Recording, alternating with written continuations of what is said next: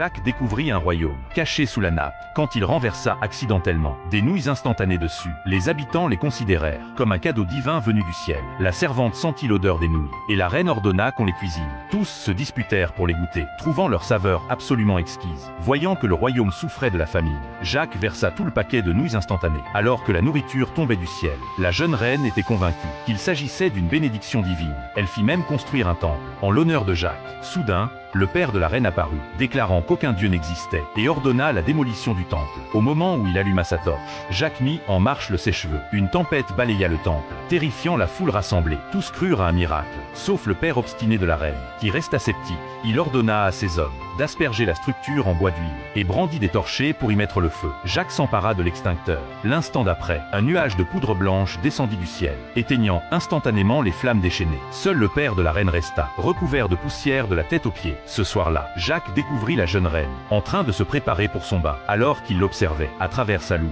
les forces ennemies lancèrent soudainement une attaque surprise depuis l'extérieur de la ville. Jacques entra dans une rage folle, voyant l'ennemi rugir devant les murs. Il s'empara de son générateur de briquets. Instantanément, un soldat rugissant s'effondra au sol. Les ennemis restants se dispersèrent immédiatement en fuyant. Un jour, Jacques fut témoin de son chagrin après avoir perdu son bien-aimé. Jacques alluma des feux d'artifice, illuminant pour elle un ciel nocturne de rêve. Profondément émue, la reine laissa couler des larmes sur ses joues.